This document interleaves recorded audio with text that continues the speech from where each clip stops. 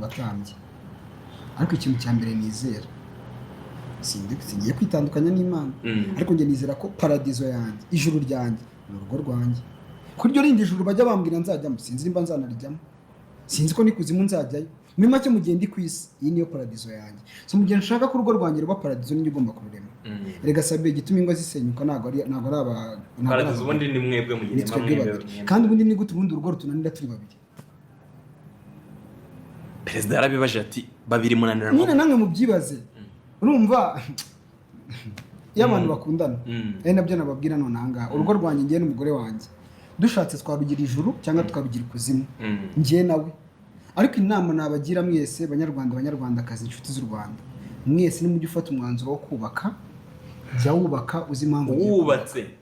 kubera ko nubashyika ku musenyi nyine ruzasenyuka fondasiyo ya mbere ni icyizere umugore wanjye ngomba kumuremamo nawe akakindemamo njye numva ngo umugore wanjye bavuze ngo Linda twamubonanye n'umusore ngo undi bakinana sijuye nini bro mubivuge njye ntabwo nkeneye kubyumva no kubivuga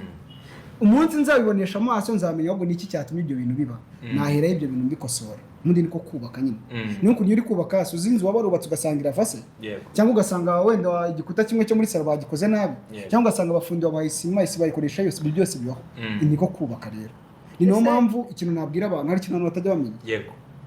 abantu baba barasezeranye mu mategeko n'imbere y'Imana kuki mutibaza impamvu baduha certificate mbere yuko tubana no kubera iki njye ntabwo ndabyibaza sinjye kubabwira yego nikana n'abasubirizeho yego twe tuba tugiye kubaka ariko bakaduha certificate mbere mu gihe umunyeshuri yiga bakamuha certificate ariko akoze iki asoje urugo rero baguha certificate mbere yuko urujyamo that means ubu ugiye gutangirira kuri certificate wubaka ibihereye kuri iyo certificate ufite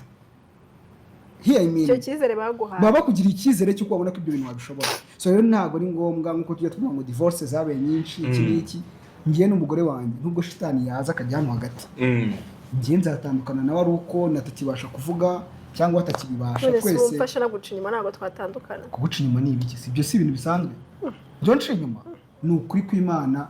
wenda sinarahira nta kintu mfite narahira si ibyo kuri we nkunda kandi ni bibi njyewe umugore wanjye nsanze ari kunca inyuma nataha mu rugo nasanga no tureke no kwenda giye hanze abana tujye iwanjye mu nzu ntabwo uti muherekeza umugabo ataho itugaruka hano mu rugo nuko bareka bagasoza ibyo barimo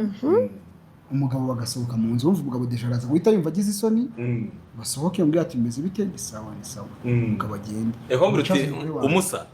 ubwo turi kumwe rero ngaho igiye tuwe tunazirana mbwira ati wakoze nindangiza nzi umugore wanjye twicare muri salo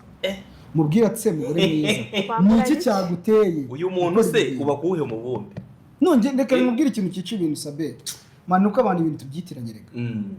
nimba ikintu kibaye nimba nyine Imana babwiye ngo twese turemye mu ibumba twese dufite umutima twese Imana yaturemye kimwe nta n'umwe yavuze ngo reka ngo sabe ngo mu agatima gatoya ngo Christian mwe kinini hoya twese yaturemye kimwe ahubwo twebwe ni twe tutazi gukoresha GPS Imana yaduhaye